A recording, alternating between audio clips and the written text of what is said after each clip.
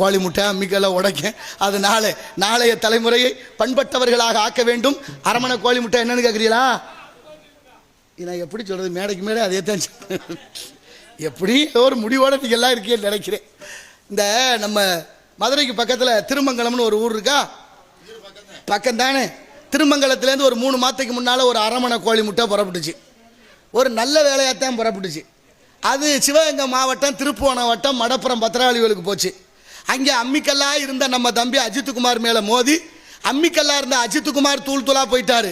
அரமணை கோழி முட்டை இப்போ எந்த அரமணைக்கில் இருக்குன்னு கண்டுபிடிக்க முடியல. இதுவரைக்கும் நீதி இல்லை. எங்கே போய் சொல்கிறேன்? இதை விட என்ன உங்களுக்கு நான் விளக்கம் சொல்லணும்?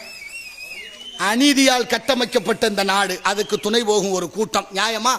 மது நாட்டுக்கு வீட்டுக்கு உயிருக்கு கேடுன்னு எழுதி வச்சு விற்கிது அரசாங்கம்.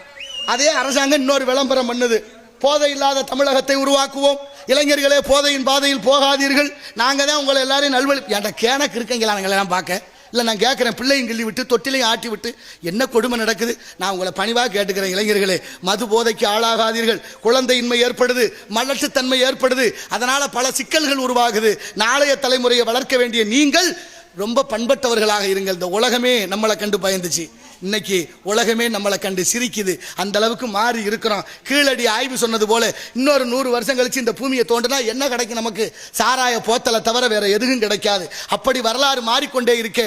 அப்படி எடுக்கிற எல்லா தொல்லியல் துறையும் ஒரே மாதிரி இருக்காது. ஒருத்தர் எழுதிடுவாரு, தமிழ்நாட்டில் எல்லா பேரும் மொத்த குடிகாரனா இருந்திருக்காங்க, எழுதி விட்டா என்ன ஆகுறது? வரலாறு மாறுமே, என்ன சொல்லும் என்பதை சிந்திப்போம். நாளைய தலைமுறையை பண்பட்டவர்களாக ஆக்குவதற்கு நான் எதுக்கு சொன்னேன்? அப்படிப்பட்ட மகத்துவம் வாய்ந்த விஜய ரகுநாத சேதுபதி மன்னர், அவளன் தீர்ப்பு வழங்கின நீதிபதி மன்னர்களுக்கு ஒரு பெரிய சாபம் இருக்கு. என்ன சாபம் தெரியுமா? அந்த திருச்சி மாநகரத்திலேருந்து வந்த தாய்மான சுவாமி அந்த ராமநாதபுரம் மயானத்தில் வந்து உட்கார்ந்துருக்காரு. ஆடு மாடு மேய்க்கிற பிள்ளைய போய் ஒரு புணம் கிடக்குன்னு சொல்ல, அது பிணமாவே இருந்தாலும் போய் யார் என்னன்னு பார்த்துருக்கணும். அதான் ஊழ்வினைன்னு சொல்றது. மன்னர் ஒரு உத்தரவு போடுறாரு, அதை அங்கேயே எரிச்சிருங்கன்னு. விறகுகள் எல்லாம் அடுக்கி அவருக்கு வயசு 40, உயிரோட உட்கார்ந்துருக்கிறார் தியானத்தில். அப்ப தீ வச்ச போது சிதையை தள்ளி எழுந்து வித்தக சித்தர்கணம்னு பாடுறாரு 100 பாட்டு. அதன் சாபமாக இன்னைக்கு வரைக்கும் ராமநாதபுரம் சேதுபதி மன்னர் வாரிசு ஆம்பளை பிள்ளைய 40 வயசை தாண்டலை என்பது வரலாறு உங்க எல்லாருக்கும் தெரிஞ்சிருக்கும். அப்படின்னா தவறு செய்யும் முன்னே மன்னர்களை நினைச்சு பாருங்க, நம்ம செய்யலாமா என்று. ஆகையினால எடுப்பு என்று சொன்னால் அதற்கு எதிர்ப்பு தேவை. ஏற்ற பாவை செய்கிற